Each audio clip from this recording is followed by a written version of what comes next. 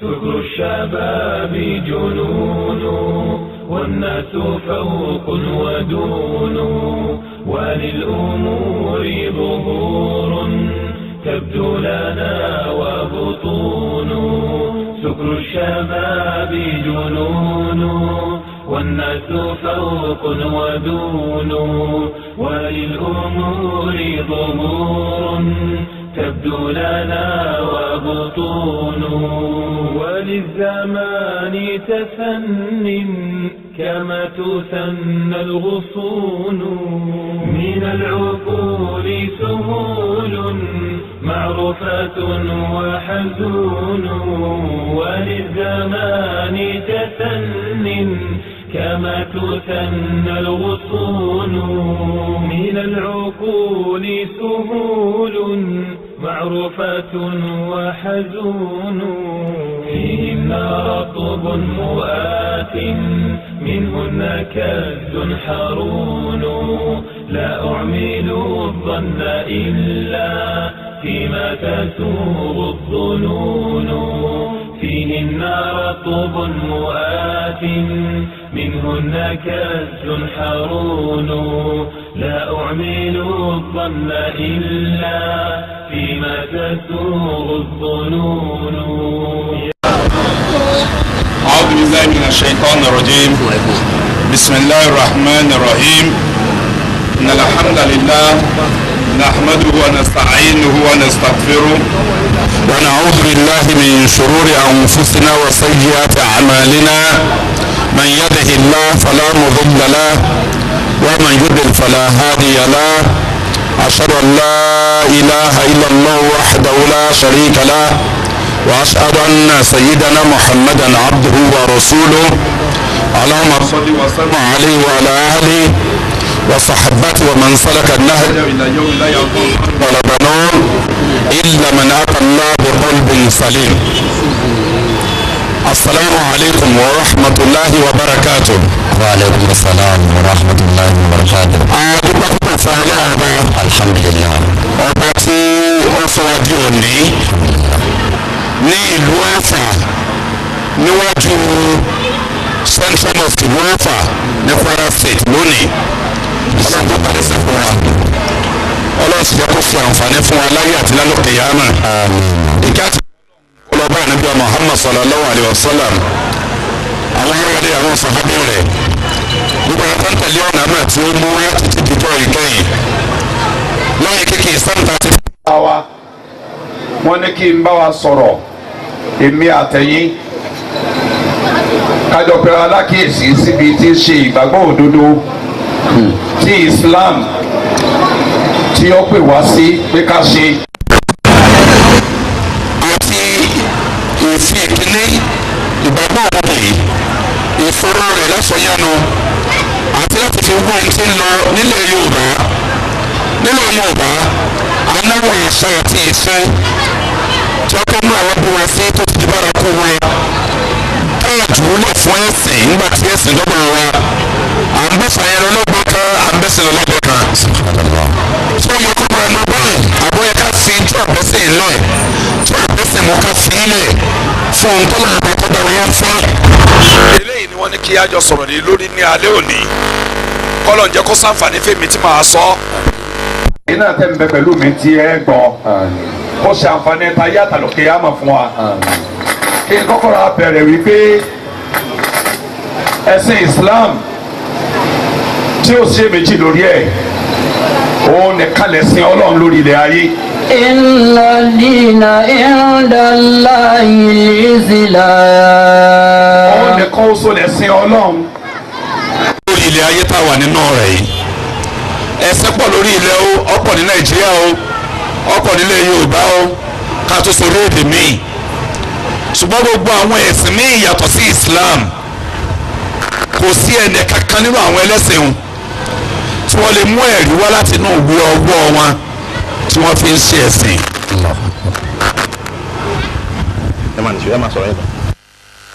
tí ó sọ wípé ẹ̀sìn yìí Ọlọ́run sọ pé ẹ̀sìn òun ni kò sí nínú ìwé kankan gbogbo ìwé tí ń bẹ lọ́wọ́ gbogbo ẹlẹ́sìn míì yàtọ̀ sí Islam ṣíṣe rẹ̀ gangan fúnra rẹ̀ yàtọ̀ yàtọ̀ sí pé kò jẹ́ kò lẹ́rìí pé tọ́lọ́run ní í ṣe ṣíṣe àwọn ẹ̀sìn yẹn gángan fún rẹ̀ ó tó fẹ́ rìn lẹ̀ pé kì í ṣe tọ́lọ́run àgbélẹ̀hún ẹ̀sìn ni ẹ̀sìn àtọ́dọ́mọ ẹ̀dẹ́ nìyẹn ni orí gbogbo ẹ̀sìn tó kù. ومن يبتغي غير الإسلام دينا فلن يقبل منه وهو في الآخرة من الخاسرين. àwọn sẹ̀sẹ̀ ń bọ̀ àkíwọ̀ láìpẹ́ inshallah nítorí pé ṣíṣe rẹ̀ gangan ń fi àgbélé èsì tọ́lọ́hún èwúrọ̀ àpè ń tọ́lọ́hún nínú àwọn ẹ̀sìn kẹsìn tí ń bẹ lórí rẹ̀ lẹ́yìn Islam. ìgbé ẹ̀kú wọ̀ mọ ẹgbà dání má dá dání láàpè ntọ́lọ́ ni àbí ìlọsójúsun àbí ibú omi kan tó dára ẹgán táwọn èèyàn mọ kì mẹ́sàn-án mẹ́wàá tí wọ́n mọ rúbọ síbẹ̀ láàpè ntọ́lọ́ àbí àtẹwọ́ pípa orin àti ìlú àtijọ́ òun láàpè ntọ́lọ́ èyí láàpè ntọ́lọ́ mẹ́ àbí àwọn onírin olókè olóòrùn olóṣùpá àwọn tí dáná tí wọ́n máa wó lulẹ̀ fún iná òun tí wọ́n máa pè lọ́lọ́run wọn èwo ni ọjà tọ́lọ́run rẹ̀. àwọn àǹtọ́ tẹ ẹ̀fẹ́ kẹgbórúkọ ọlọ́run rù nínú àwọn ẹ̀sìn yìí gan tí wọ́n máa pè àwọn lọ sí tọ́lọ́run. tá a bá débẹ̀ ètò àwọn àmì pé ní èsè tọ́lọ́run man-made religion ni ó ti wà lára rẹ̀ tí gbogbo ojú ọmọ rí báyìí nípa tí wọ́n ó ṣe ń bẹ̀ ọ̀nà tí wọ́n gbà ṣe kọ́mítì kan ní òfin lélẹ̀ mood of worship wọn order of service kọ́mítì kan ní òfin lélẹ̀ pé bá a ṣe máa ṣe ìjọsìn ní ìjọsìn eré. ilé ìjọsìn mẹ́ta bá wà ládùúgbò kan ìkọ́ bẹ̀rẹ̀ tẹ̀ láago mẹ́jọ àárọ̀ yóò parí sago mọ́kànlá ìkọ́ bẹ̀rẹ̀ tẹ̀ láago mẹ́sàn-án yóò parí láago méjìlá ìkọ́ bẹ̀rẹ̀ tẹ̀ láago mẹ́wàá yóò parí láago méjì kò ní papọ̀ mọ́ra wọn ẹlẹ́sẹ̀ kan náà ni ó etí wọ́n sì máa ṣe mí ò ní bára wọn mu àsìkò ò ní papọ̀ tí wọ́n ṣe ò ní papọ̀ gbogbo ilé ọmọ àfẹ́yìn pé kí ni èyí ṣètò ọlọ́run unlike Islam láì tí ì lọ sínú ayal Qur'anul Karim gbogbo orí ilẹ̀ ayé Nàìjíríà tàwa nínú ìlú Ọ̀fà yìí gbogbo olùfẹ́mẹ́ ní Nàìjíríà yìí kó Saudi Arabia United States of America Britain Canada Australia Indonesia Malaysia Pakistan Egypt Sudan Kuwait gbogbo countries ayé gbogbo ẹ tó ti rìn àjò lórí ayé rí tẹ ẹ lórí Spain tí àwọn afáwọn awáyé sọ lẹ́ẹ̀kan márùn ní ó kiri gbogbo ayé tí ò jù bẹ́ẹ̀ lọ gbogbo òun ti ń bẹ láyé èrò márùn ni gbogbo ayé tí ò sí order of service kò síwèé kankan tẹ́nì kankan kọ tẹ́lọ̀ pé bá a sì ṣe é rèé o gbogbo ayé sọ láti ṣubú wọn láka méjì wókì gbogbo ayé ní Mẹ́kà ní Madina lọ́fà nílọrin ní Kano ní Maiduguri ní Chad ní Niger ní Ghana ní Kotonu gbogbo olú ayé láka méjì nsúwé gbogbo ayé láka mẹ́rin ní sọ̀látò dórí àti aṣọ àti ìṣá ní gbogbo ayé ní Mẹ́kà Mukarrama Madinatu Munawwara Cairo Istanbul gbogbo olú ayé gbogbo ayé láka mẹ́ta ní sọ̀látò Maghrib gbogbo ayé kò sí mọ́sáàsì kẹtẹ́ yóò dèrí láyé tí wọ́n bá ké ìdájà nasrullahi wal fath kótó ké suratul Fatiha gbogbo ayé Fatiha lè mọ́mọ́ kọ̀ọ̀kan ké lórí rẹ̀. Allahu Akbar. gbólóhùn tá a fi kírun lọ́fà òrùwé kírun gbogbo kọ́ńtì sí ń bẹ láyé gbogbo òru ayé gbogbo abúlé ayé Allahu Akbar ló bẹ̀rẹ̀ gbogbo òrùn. Allahu Akbar. Assalamu alaikum ní ọ̀pàdé gbogbo òrùn. Allahu Akbar. tí ó yàtọ̀ uniformity tawhidu yìí ìjọka yìí láì tí ì mú ọ̀rọ̀ wá látọ̀dọ̀ ọlọ́ọ̀ba gangan fún rẹ̀ ìfihàn pẹ̀ sí ọlọ́run lẹ́sìn Islam kì í ṣẹ̀ṣẹ̀ àgbélẹ̀hún kì í ṣẹ̀ṣẹ̀ àtọwọ́dọ́mọ ẹ̀dẹ́ ènìyàn. kátó wá sọ yìí pé ọlọ́run gangan fúnra rẹ̀ Allah subhanahu wa ta'ala ọba tó dá sánmà tó dálẹ̀ tó dá èèyàn tó dá àlùjànnú tó dá màláíkà ọba tó dá òkè tó dá oòrùn tó dá atẹ́gùn tó dá omi ọba tó dá gbogbo ohun tí mi àti tí ò sí ta tójú ò lè rí tó dáadáa. Allah khaliqu kulli shay. Allahu khaliqu kulli shay. ọlọ́ọ̀bà lọ́ba tó dá gbogbo nǹkan pátá ọlọ́ọ̀bà yìí gangan fún rẹ̀ wá sọ nínú ọ̀rọ̀ rẹ̀ tí ò sí èméjì pa ọ̀rọ̀ ọlọ́run ní àbọ̀rọ̀ ọlọ́run kan ọlọ́run ní bismillahir rahmanir rahim alif lam mim. Bismillahir Rahmanir Rahim. Alif lam mim. Zalikal kitabu. Zalikal kitabu la rayba fihi hudan lil muttaqin. Níbẹ̀rẹ̀ sọ́ọ̀tù Quran chapter 2 suratul Baqarah aya kìíní àti kejì verses 1 and 2. Ọlọ́run lẹ́yìn alifa lam àti mim tẹ́pọ́ lọ́lọ́mọ tó gbà lérò pẹ̀lú òrófò yìí torí pé aráàfin nílédè Lárúbáwá aráàfin ẹyọ kan so tó bá dá dúró báyìí tí aráàfin tí ò ní mú ìtumọ̀ wà ní ọ̀jẹ̀ àfi tó bẹ́ẹ̀ jẹ́ aráàfin tí ó dorúkọ ní bí hamsa ti fi fahamiya hamsa ti ń tàbá lò fún ọ̀rọ̀ yóò dá ní béèrè tiẹ̀ yóò dá ní ìtumọ̀ torí ká fi béèrè ọ̀rọ̀ ni àfikún Zaidun àfikún Zaidun tàbá wíbẹ̀ hamsa ti ń àfi béèrè ọ̀rọ̀ ni etí ọ̀tá àmà la fi béèrè pé Zaidun ń bẹ láàrin yà bí òsì o alija Muhammad ṣe Muhammad ti dé alif àti lamu ahọ́ àti lamu hal àfi béèrè ìsìfàmìyà ni ṣùgbọ́n tàbá ní alif lam mim alif lam ra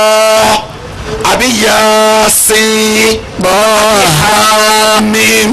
àti nítorí bẹ́ẹ̀ lọ.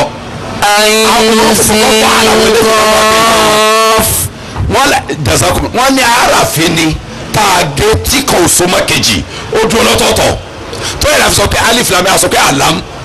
alif lam mim bẹ́ẹ̀ sì ni náà ní ń bẹ ń bí àwọn irinṣẹ́ kan tí máa sọ fíìlì mùdọ́rì ti gbàjá sínú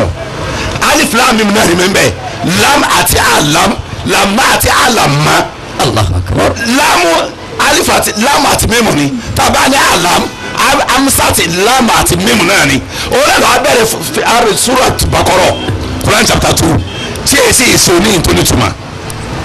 làwọn afọ́rí tafsir wọ́n pé Allahu a'lam bi muradihi ọlọ́ọ̀lọ́mọ tó gbà lérò pẹ̀lú rẹ̀ ọwọ́ ni dhalikal kitabu la rayba fihi hudan lil muttaqin tíra yìí o dhalikal kitabu ismul ishara tíra yìí o alikitabu yìí o tíra ìwé yìí o ìwé náà látọ̀dọ̀ ọlọ́run ló ti wá o la rayba fihi kò sí èméjì lórí pé tọ́lọ́run ẹ̀mí tọ́lọ́run kọ́ tàbá kàbáhùn torí tàbá kàbé o tún ní tìmọ̀ kejì dhalikal kitabu la rayba fihi hudan lil muttaqin torí ẹ̀ ló fi ní dots mẹ́ta tàbá wo bí rẹ́ẹ̀bù wa àti fi àrí pé àmì kókó mẹ́ta ń bẹ lókè ẹ̀ tẹ́ bá sí gbogbo Kùránì ayé wọ́n sọ pé tá a bá pè ń bi tá a bá pè alákọ̀ọ́kọ́ tá a bá dànù dúró mẹ́ẹ̀ ká má dànù dúró mẹ́ẹ̀ lẹ́ẹ̀kejì àbí ká má dànù dúró bí àkọ́kọ́ ká ló dànù dúró mẹ́ẹ̀ kejì.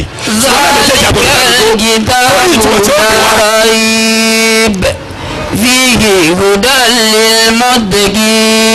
tíra ìlú ọlọ́ọ̀ba ni tíra yìí. zalikal kitabu la rayba fihi hudan lil muttaqin. inú rẹ̀ ní ọ̀nà ẹ̀mẹ̀ wà fáwọn olùbẹ̀rù Ọlọ́run guardians inú ẹ̀ la fi sí olùbẹ̀rù Ọlọ́run lórí ayé. níbẹ̀rẹ̀ Suratul Furqan Surah 25 Al-Quran Karim. Tabarakalladhi nazzala al-furqana ala abdihi liyakuna lil-alamina nadhira. ìjọba ni mo sọ Al-Furqan kalẹ̀ èyí tó ṣe òpinya láàrin irọ́ àti òdodo láàrin ọ̀nà mà àti àná èmi mo sọ kalẹ̀ fún anabi mi ẹrú mi anabi Muhammad sallam tàwa tí ránṣẹ́ tàwa náà àṣẹ nàdúró lil alamina nítorí kó lè jẹ́ olùkìlọ̀ fún gbogbo ará ayé òjíṣẹ́ fún gbogbo ará ayé kì í ṣe Arabs nìkan kì í ṣe Nigerians nìkan kì í ṣe whites nìkan kì í ṣe blacks nìkan gbogbo ọ̀nà ayé àṣẹ òjíṣẹ́ fún gbogbo ayé nínú Al-Qur'anul Karim nínú Suratul Imran sura kẹta Qur'ani aya 19 aya kọkàndínlógún láàyà tá a fa àkọ́kọ́ gbẹnu lílẹ̀ ẹ̀ka fún mi ọlọ́run ní inna ad-dina 'inda Allahi Islam. ètò ìṣe lọ́dọ̀ ọlọ́run bá tọ́lá rẹ̀ ga ọlọ́run gẹ́gẹ́ lọ́ sọ̀rọ̀ fúnra rẹ̀ ètò ìṣe ẹ̀sìn lọ́dọ̀ èmi ọlọ́run òun ní al-Islam òun lẹ̀ sí Islam ẹ̀sìn lọ́dọ̀ èmi ọlọ́run Islam ni kì í ṣe gbogbo ẹ̀sìn tó kú tẹ́ wọ́n ta yẹn. nínú sura ìkànnì Quran chapter 3 verse 85 aya kejì sàn kílẹ̀ kan. wa man yabtaghi ghayra al-islami dinan falan yuqbala minhu. ẹnikẹ́ni tó bá lọ ṣe ẹ̀sìn míì yàtọ̀ sí Islam tó bá ìwé ẹ̀sìn míì lọ yàtọ̀ sí Islam láti ṣe fún Ọlọ́run falan yuqbala minhu Ọlọ́run ló lan láéláé àtòní di ọ̀la àlùkìyámà gbére a ò ní gba ẹ̀sìn yẹn lọ́wọ́ rẹ̀ wọ́n wà fìlà akhirati minal khasirin. ẹ bá lọ ṣẹ̀sìn yàtọ̀ sí Islam tó bá di lọ́run o ayé lè yẹ o lè jẹ president láyé o lè di governor o lè di senator o lè di speaker house of reps o lè di speaker house of assembly o lè di chairman local government o lè di philanthropist o lè di billionaire o lè di gbogbo téèyàn dá láyé o lè di CJN ṣùgbọ́n kọ́ alùpàmù ò ní dáa fún ọ̀run ò ní yẹ ń bá kú tó ṣe ẹ̀sìn mẹ́ ìpàdé Ọlọ́run tí ṣe Islam wọ́n wà fil akhirati minal khasirin tó a di lálùpàmù tó wà ní àwọn losers nínú àwọn tí ó pòfò tí ó pàdánù ni ó wà. Islam yìí ni wọ́n á ní ká sọ̀rọ̀ lórí rẹ̀ ìgbàgbọ́ òdodo nínú ẹ̀sìn àti àmúlùmọ́là àṣà ìṣe ilẹ̀ wa ní Nàìjíríà pàápàá jùlọ àrí Yorùbá tá à ń dàpọ̀ mẹ́sìn tá a fi sọ pé ìsàmù ọ̀pẹ́ àmọ́ sọ̀rọ̀ wọ́n ní bí ẹsẹ̀ máa ń sọ ọ́ èmi ojú sí Islam tó kò sí ti jẹ́ màlẹ́ kò sí gbọ́dọ̀ ìmàlẹ́ nínú Kùránì kò sí ní àdìsá ní ọ̀sálàm wọ́n ní ìmàlẹ́ òní káwọn ọmọ sọ̀rọ̀ àmúlùmọ́lá ìgbàgbọ́ kí ni ìdájọ́ Islam lórí ẹ̀ wọ́n ní ká sọ̀rọ̀ lé lórí ọlọ́ọ̀bá tó dá èmi àtẹ̀yìn tọ́lá àníbí wa Muhammad sallallahu alaihi wasallam sẹ́sì gbogbo ara ayé gbóngbóri iṣẹ́ tẹ ẹ náà sórí ilé ayé orí tawhid ìmọ̀lọ́ ọlọ́kan orí kejì tawhid oní ashirk ìdánkàmí ìpọ̀mọ́lọ́ ìmọ̀lọ́ ọlọ́kan lọ́lọ́run fẹ́ràn ìyẹn lọ́wọ́ sì tọ́ka sínú sọ́tò Zumar sura 39 al-Qur'anul Karim sura kọkàndínlógójì aya 65 rẹ̀ walaqad uhiya ilayka. walaqad uhiya ilayka wa ila alladhina min qablika la'in ashrakta layahbatanna amaluk لئن أشركت ليهبطن عملك ولتكونن من الخاسرين فلله فاعبد وكن من الشاكرين. tọ́pẹ́ ìdánká mẹ́ẹ̀pọ̀ mọ́ mi ìrí ànábì Muhammad sallam by implication ẹ̀yin ara ayé tẹ́ẹ̀bẹ́ ilé ìdánká mẹ́ẹ̀pọ̀ mímí Ọlọ́run tẹ́ẹ̀bẹ́ ilé associate partner pẹ̀lú mi tẹ́ẹ̀ mú ẹlòmíì lórogún mẹ́mí Ọlọ́run la yahbatanna amaluk iṣẹ́ ìwọ tó o ṣe bẹ́ẹ̀ ó bàjẹ́ irun rẹ tó kí ó bàjẹ́ àwẹ̀ rẹ tó gbà yó bàjẹ́ ájì rẹ tó lọ yó bàjẹ́ ọmúra rẹ yó bàjẹ́ sàkátọ̀ yọrí yó bàjẹ́ ìdàbípọ̀ rẹ tó ṣe rí yó bàjẹ́ àsìkárì rẹ tó ṣe yó bàjẹ́ tìlẹ́wàtò kùránì kìrìm rẹ yó bàjẹ́ láyé àṣọta la yahbatanna amaluk iṣẹ́ rẹ yó bàjẹ́ Ọlọ́run tó lo nǹkan méjì nínú ọ̀rìn iṣẹ́ tá a fi kápá mọ́rọ̀ olùlámù wàláhì tàlà. walaqad uhiya ilayka. láàmù tó bẹ̀rẹ̀ mu wá tí a lè lọ́kọ́ sáàmù láàmù tá a fi ń pilẹ̀ ìbúra ni bí ìgbà tó lọ́n fẹ́rẹ̀ ìbúra pé mo fẹ́rẹ̀ àmì búra ọwọ́ àlọ́ nínú ta òkìdí àfàkìlà nínú kápámọ́ táwọn pé dájúdájú la yahbatanna amaluk iṣẹ́ rẹ tó da nǹkan mí pọ̀ mímí ọdún ìwọ tó ń kírun tó ń gbẹ́gbọ́n ìwọ tó ń kírun tó ń sọ̀sùn ìwọ tó ń kírun tó ń sẹ̀sàngó ìwọ tó ń kírun tó ń bá bọ̀yà ìwọ tó ń kírun tó ń sọ̀rọ̀ òbejì ìwọ tó ń kírun tó ń takọ́sí kankan nulẹ̀ ìwọ tó ń kírun tó ń mísẹ́ tó ń pọ̀fọ́ gbogbo ànúwà òṣèrk la yahbatanna amaluk iṣẹ́ rẹ̀ ó bàjẹ́ irun rẹ̀ ó bàjẹ́ àwọn rẹ̀ ó bàjẹ́ iṣẹ́ rẹ̀ ó bàjẹ́ kò parí síbẹ̀ wala takunanna minal khasirin ó tó àlọ́ wàláhì ó tún fi nínú tọ́ kéde kan ẹni bá dànkà mẹ́ẹ̀pọ̀ mọ́ mi yóò pòfò lọ́rùn yóò pòfò yóò lù sí lọ́rùn kò ní í jèrè ìyẹn láfa tó fi jẹ́ yí pé ìgbàgbọ́ Islam ìgbàgbọ́ kan ní tí àwọn faramẹ́ ìmọ̀ amú orogún pẹ̀lú Ọlọ́run ìgbàgbọ́ kan ní tí ò faramọ́ wahdaniyatullah ìjọkọ̀ oṣù ọlọ́run fi rinlẹ̀ ní chapters rẹpẹtẹ verses rẹpẹtẹ nínú Al-Qur'an àwọn sura Al-Qur'an àwọn ayat ọlọ́run fi rinlẹ̀ pé ẹyọ kan oṣù lòun kò sì sí ti jẹ́ orogún pẹ̀lú òun bèlè pé ẹ máa pe nǹkan míì mọ́ òun àbẹ́ ẹ máa sin nǹkan míì yàtọ̀ sóhun ẹ ń bẹ́ẹ̀ lé pe nǹkan míì mọ́ lọ́hun àtẹ̀tọ̀ fọlọ́lẹ̀ ti ń sin nǹkan míì ìkíní kejì wọn inú náà wọn lọ́lọ́run fún àpèjúwe nínú Al-Qur'anul Karim súrà tí gbogbo wa mà lórí orin Suratul Ikhlas wa kí n kọ́kọ́ bẹ̀rẹ̀ ń bẹ̀ Qul huwallahu ahad. Qul huwallahu ahad Allahu samad lam yalid wa lam yulad wa lam yakul lahu kufuwan ahad. Ọlọ́run ní sọ fún ẹ̀rí àníbí ọ̀sọ́làm wípé Allah subhanahu wa ta'ala ọlọ́run ọba tó dá sánmà tó dálẹ̀ tó dá gbogbo ẹ̀dá ahadun ẹyọ kan oṣù ni kìí ṣe méjì kìí ṣe mẹ́ta bìrì yóò jẹ́ mẹ́ta lọ́kan tí ọbẹ̀ ètò ìṣirò gan mu ìṣirò tá à ń kọ́ ní schools kọ́ bá mu àní 1+1+1 is equal to 1 kò sí tíṣà tí wọ́n máa kẹ̀ fún yàrá ẹ̀kọ́ gbà wọ́n fún yẹn ní 0 ní over 10 tàbí tẹ̀ ń bá yìí dàbí 0 over 100 kọ́ bá arithmetic mu 1+1+1 is equal to 3 there is no trinity in Islam no trinity kò sí ní ti jẹ́ trinity mẹ́ta lọ́kan kò sí ní ti jẹ́ bẹ́ẹ̀ wahdaniyatullah qul huwallahu ahad sọ fún wa pé Allah ahadun ẹ̀yọ̀ kan oṣù ni Allahu samade òun lọ́ba tí gbogbo ẹ̀dá gbé bùkátà lọ sọ́dọ̀ ẹ̀ ọba àjẹrò kan ọba tá à ń ké sí kó bí a bùkátà wa ọba tí ó sì bí kankan tá a ṣe lè rí bùkátà wa bíyá n tá à ń fẹ́ àlè rí mòmí n tá à ń fẹ́ àlè rí àbùkù mbẹ́ àfi lọ́dọ̀ rẹ̀ nìkan oṣù. lam yalid wa lam yulad ọba tí ò bímọ tí wọn ò sì bí lam yalid kò bímọ bíbí ló lò ń bẹ yẹn òun ò bímọ tẹ́ bẹ́ẹ̀ fọmọ ti sọ́dọ̀ ẹ ti ṣe bọ́ ẹ ti dànkà mí pọ̀ mọ́ kò bímọ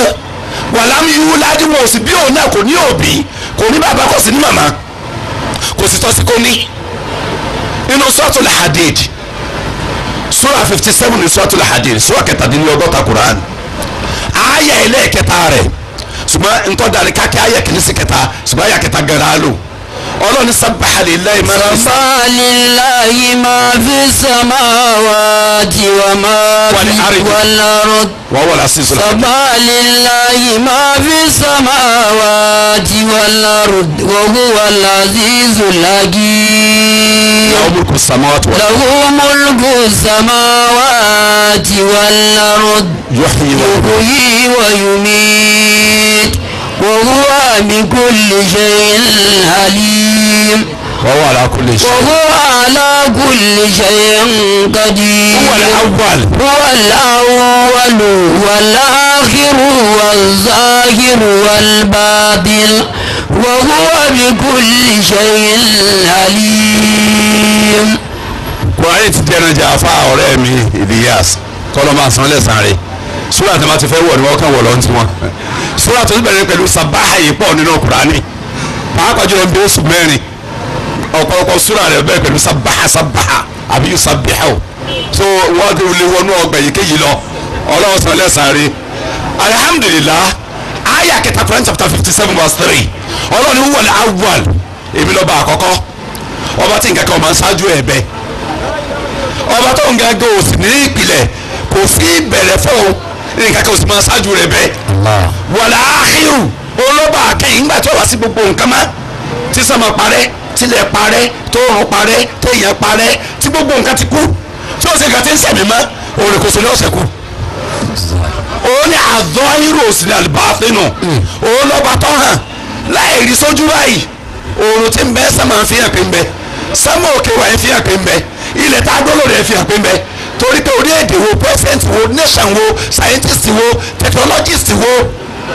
lọ́dà sẹ́mà lọ́dàlẹ̀ sáàlẹ̀ ní ìkàkà tí ń bẹ tí ọ̀lẹ́ni tó dà ẹ lè rí abẹ́rẹ́ tó rí industry to manufacture rẹ̀ ẹ̀ dáhùn a lè rí fílà tí ọ̀lẹ́ni tó mú a lè rí àwàní tí ò sí iléeṣẹ́ tó ṣe a lè rí bàtà tí ò sí iléeṣẹ́ tó ṣe a lè rí saint lọ́fíńdà tí ò sí ní iṣẹ́ tó ṣe. kò sí. alẹ́ rí ilé tí ó lálẹ́ hù tí ó ní yàrá tí ó ní pálọ̀. láyé náà ta. alẹ́ rí àga tí ó lálẹ́ hù. láyé. ta ló dá sẹ́mà ta ló dá lẹ́nu ẹ̀dá. ìta rí wà fi ọlọ́run tó láàrin ga orí wà fi àǹfọ̀sẹ̀. wà fi anfusikum afala tubsirun. ẹ̀yin kẹ́kẹ́ fún ayé ẹ̀rí lẹ́jẹ́ lórí kọ́lọ́ ọba ń bẹ yọ kó sọ́sì ni ọlọ́run abẹ́ ìríran ni ẹ wo ayé láwọ̀ tó wò ó ta ló ṣe orí ta ló dá irun tí ń bẹ lórí tá à ń fa tá à ń dẹ̀ láti yọ ọdún yìí èyí ṣe tí ọ̀tàn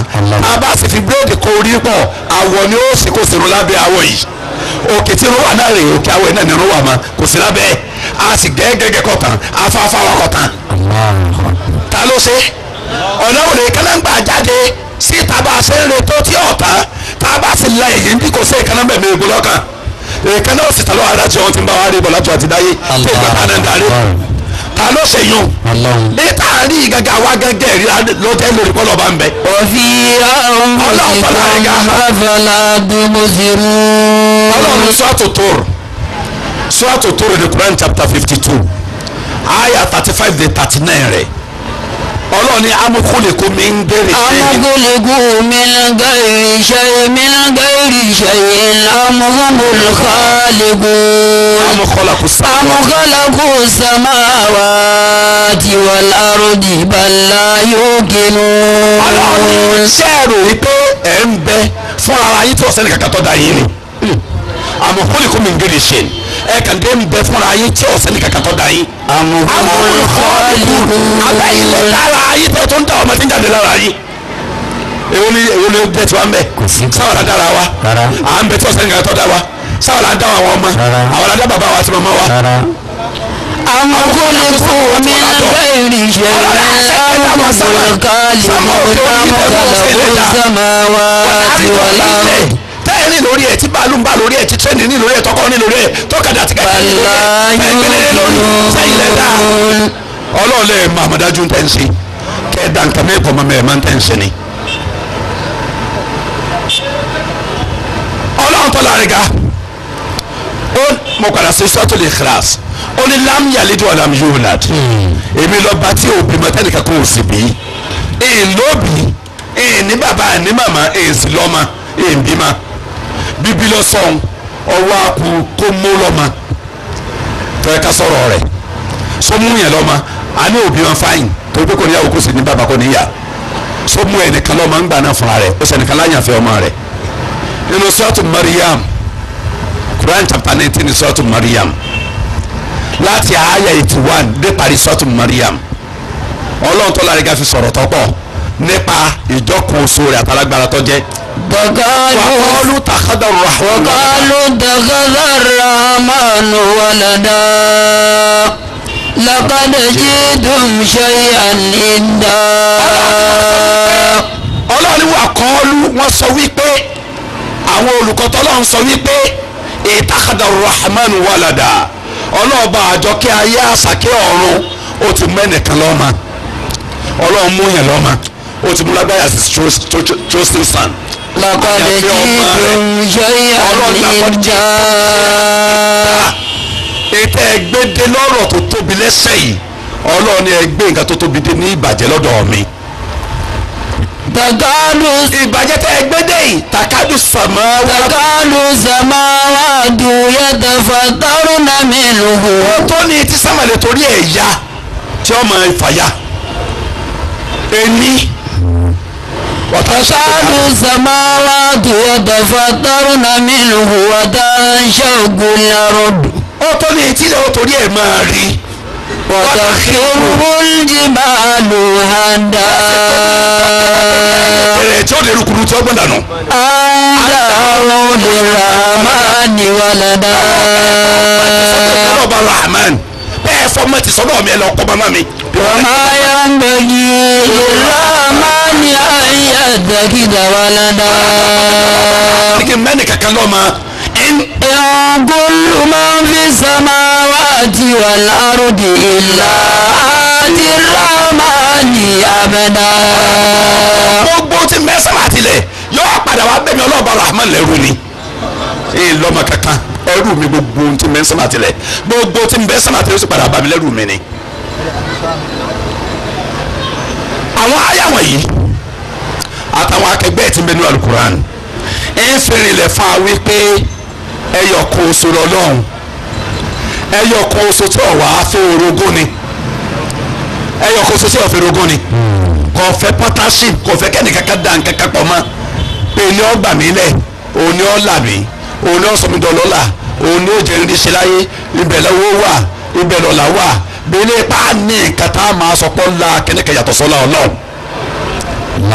bẹ́ẹ̀ pa bọ̀ lọ́wọ́ sọ̀rọ̀ wà ní ọpẹ́lọpẹ́ nǹkankan yàtọ̀ sọ́pẹ́lọpẹ́ ọlọ́run tó fi lágbẹ́jà sí sábàbí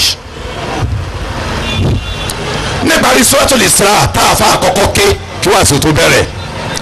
àyà méjì tó parí Suratul Isra Quran chapter 17 verses 110 and 111 ọlọ́run ní kulilula awilu rahman ayyamma tad'u falahul asmaul husna. sọ́lá sọ fún mi pé tẹ́ ẹ bá fẹ́ pè tẹ́ ẹ fẹ́ tọrọ nǹkan ẹ fẹ́ wá ìsọ̀ lọ sọ́dọ̀ ọba tó níyí ẹ má pè ráwọ́kọ̀ yá hílù ẹ má pè yá ìbìlísù ẹ má pè yá jìbìrìlù ẹ má pè yá mìkàílù ẹ má pè yá ìsọ̀fìl ẹ má pè yá Muhammad sallallahu alayhi wa sallam tààlẹ́ pè ẹ sọ pé yá Allahu àwídò rahman ayyamma èyíkéyìí tẹ́ ẹ bá pè ọ́ máa orúkọ mi báwo ẹ sọ pé yá alimu báwo ẹ sọ pé yá rasaku báwo ẹ sọ pé yá asizu báwo ẹ sọ pé yá wahabu báwo ẹ sọ pé yá latifu báwo ẹ sọ pé yá hayu báwo ẹ sọ pé yá qayyum ẹ pè káwọn àwọn orúkọ mi kẹ́ ẹ fi tọ́ sàtẹ̀mọ́ sọ́dọ̀ mi kẹ́ ẹ fi tọrọ nǹkan lọ́dọ̀ mi ẹ bá pè nǹkan mí yàtọ̀ sí mi. Quran chapter 17 verse 110 Suratul Isra aya 110. ayyamma tad'u falahul ẹ lọ sura mi mo fẹ́ fi sura mi sẹ̀rí aya o nínú Suratul Ghafir Quran chapter 40 ní Suratul Ghafir sura 40 aya 100 wa qala rabbukum ud'uni astajib lakum. ọlọ́run bá yí wa qala rabbukum ọlọ́run ní alihamdulillahi rabbil alamin wa qala rabbukum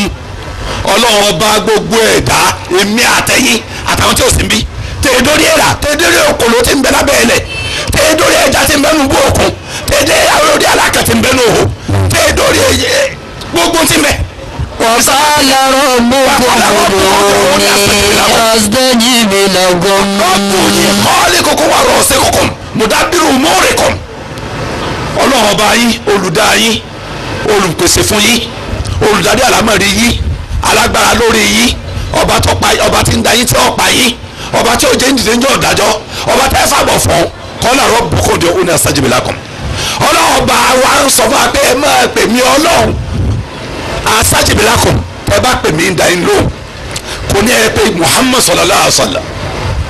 náà sọ̀rọ̀ sọ pé ká pè Muhammad sallam kò sí gbèrè pé yóò pé ká pè ya shaitan ya ibilis gbèlè ya lọ́kọ̀ ya ìlú tẹ́nìkan kan ọ̀mẹ́ntì ń dẹ́bẹ̀ gbèlè ya ṣàdàṣà kíní kan wọn ní bẹ́ẹ̀ sọ máa ń pè wọ́n báyìí ọlọ́run ní ẹ pé ọlọ́run ní á pè kò lé mi ó pè kó lè kẹ́yìn ó pè ta ló ní á pè wà á kọ́ lọ́wọ́ bó kó òde òun ní astajib lakum ọlọ́run ní èmi ní ẹ máa pè é máa dá inú. innal ladhina yastakbiruna an ibadati sayadkhuluna jahannama dakhirin. gbogbo ẹnikẹ́ni dùá àlìbádà ni àdúrà ṣíṣe ẹ̀sìn ni a gbọ́dọ̀ sẹ́yìn lọ́sọ́dọ̀ ẹlòmíì yàtọ̀ sọ́lọ́ lè sọ wípé ẹ ń bá fi èmi ọlọ́ọ̀ balẹ̀ tí ọ máa pè mí fún bùkátà rẹ̀ òun fún tọ̀ sínú jáde máa ń jẹ́ ọ̀dájọ́ yóò di yẹpẹrẹ ń bẹ̀ waliyadu billah ọlọ́run jẹ́ àwọn náà. Suratul Ghafir nù Quran chapter 40 verse 60 lọ́lọ́run wa sọ pé ẹ máa sọ pé ya Allah àbí ya Rahman àbí ya Hayyu ya Qayyum ya Arhamar Rahimin ya Dhal Jalali wal Ikram ya Wahhab ya Razzaq ya Alim ya Fatah àti tọ́ba wù náà orúkọ rẹ̀ èyí tẹ́ bá dẹ̀ pè mí èmi mu la orúkọ tọ́ dáhùn ni láàyà 111 ó ní ayàtọ̀ tẹ̀lé.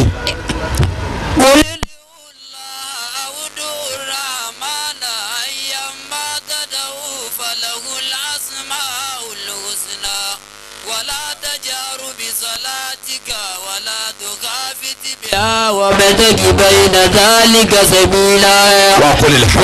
الحمد لله الذي لم يتخذ ولدا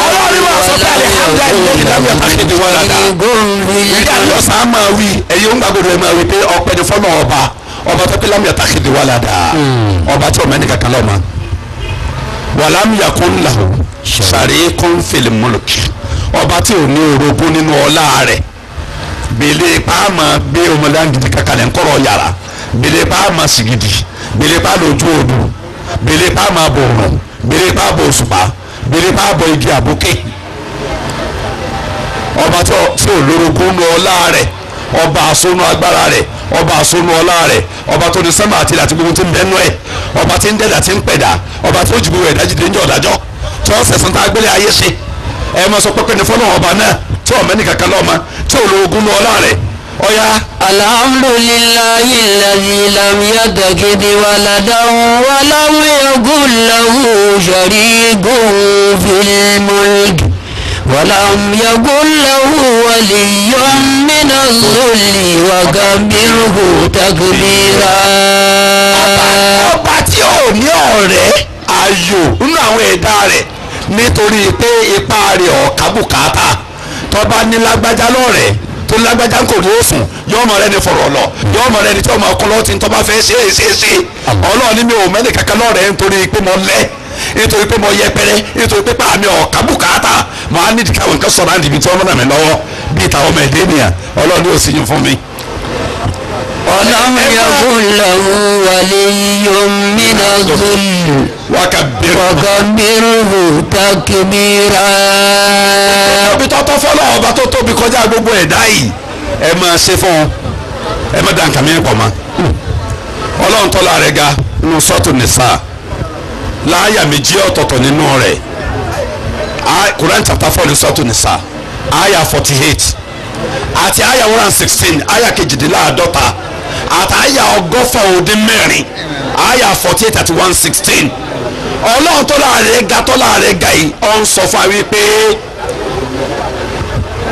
èmi ọlọ́ọ̀ba ọba àsonimi mi ò lórogún ó sì wá jẹ́ àmọ̀ wípé